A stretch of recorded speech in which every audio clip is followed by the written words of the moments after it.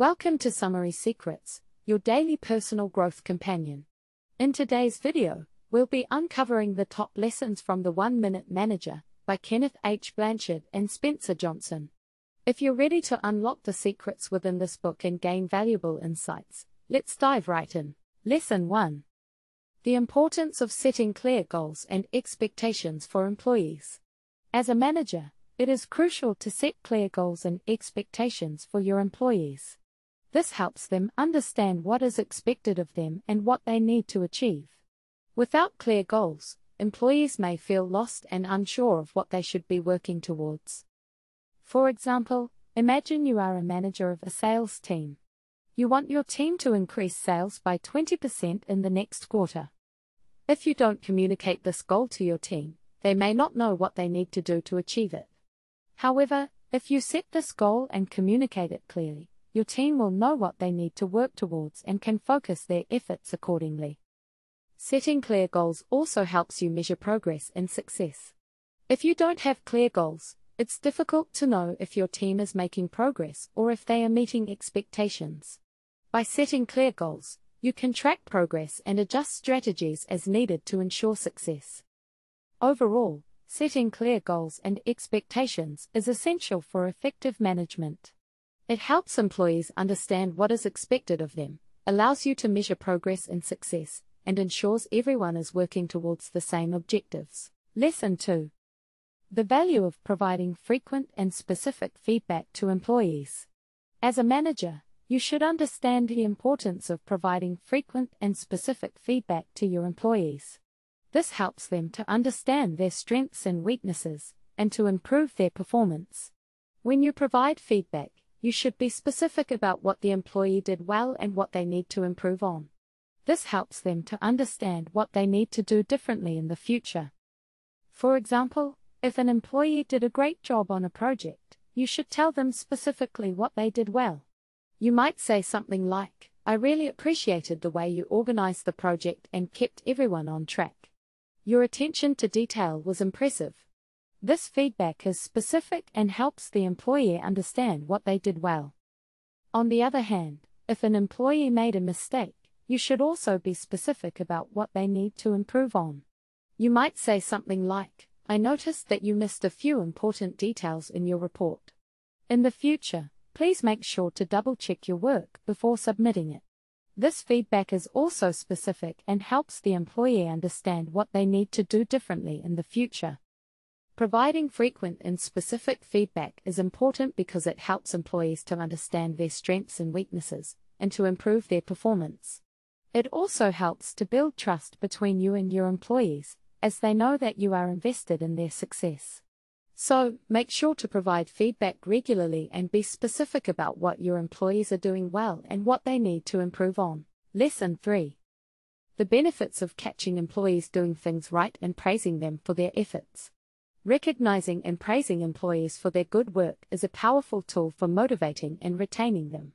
When you catch employees doing things right, you reinforce positive behavior and encourage them to continue performing at a high level.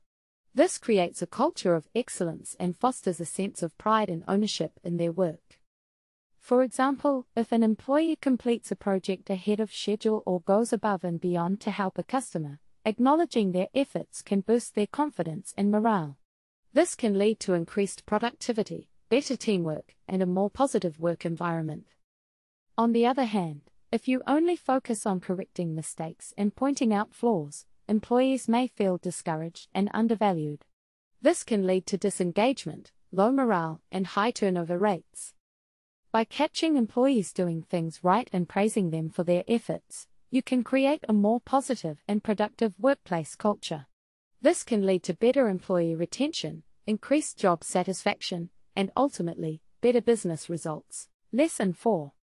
The need to address performance issues promptly and directly. As a manager, it is important to address performance issues promptly and directly. This means that when you notice an employee is not meeting expectations or is making mistakes, you should address it immediately. Waiting too long to address the issue can lead to bigger problems down the line and can also affect the morale of the team. When addressing performance issues, It is important to be specific and provide examples of what the employee is doing wrong. This helps the employee understand exactly what they need to improve on. It is also important to be clear about the consequences of not improving their performance. For example, if an employee is consistently missing deadlines, you should address it immediately. You could say something like, "I've noticed that you've missed several deadlines recently. This is causing delays in the project and affecting the team's productivity. I need you to improve your time management skills and meet your deadlines going forward. If you continue to miss deadlines, it may affect your performance review." By addressing performance issues promptly and directly, you can help your employees improve their performance and prevent bigger problems down the line. It also shows that you are invested in their success and are willing to provide feedback to help them grow. Lesson 5. The importance of empowering employees to take ownership of their work. As a manager, it is important to empower your employees to take ownership of their work. This means giving them the freedom to make decisions and take responsibility for their actions. When employees feel like they have ownership over their work, they are more likely to be engaged and motivated to do their best. One way to empower employees is to give them clear goals and expectations. This helps them understand what is expected of them and gives them a sense of direction. You can also provide them with the resources and support they need to succeed, such as training, tools, and feedback. Another important aspect of empowering employees is giving them the authority to make decisions. This means trusting them to make the right choices and supporting them when they do. When employees feel like they have the power to make decisions, they are more likely to take ownership of their work and feel invested in the outcome. Finally, it is important to recognize and reward employees for their contributions. This can be as simple as saying thank you or giving them a small bonus for a job well done. When employees feel appreciated, they are more likely to take ownership of their work and go above and beyond to achieve their goals. Overall, empowering employees to take ownership of their work is essential for creating a motivated and engaged workforce. By giving them clear goals, resources, authority, and recognition, you can help them feel invested in their work and committed to achieving success. Lesson 6. The value of delegating tasks and responsibilities to employees. Delegating tasks and responsibilities to employees is a crucial aspect of effective management. By delegating, you empower your employees to take ownership of their work and develop their skills. This not only benefits the employee but also the organization as a whole. Delegating tasks allows you to focus on more important tasks that require your attention. It also helps to distribute the workload evenly among team members, preventing burnout and increasing productivity. When you delegate tasks, you also give your employees the opportunity to learn new skills and gain experience, which can lead to career growth and job satisfaction. However, delegation should not be done haphazardly. It is important to delegate tasks that are appropriate for the employee's skill level and provide clear instructions and expectations. Regular check-ins and feedback are also necessary to ensure that the task is being completed correctly and on time. One example of effective delegation is a manager who delegates the task of organizing a company event to an employee who has shown interest in event planning. The manager provides clear instructions and expectations, but also allows the employee to use their creativity and problem-solving skills to make the event a success.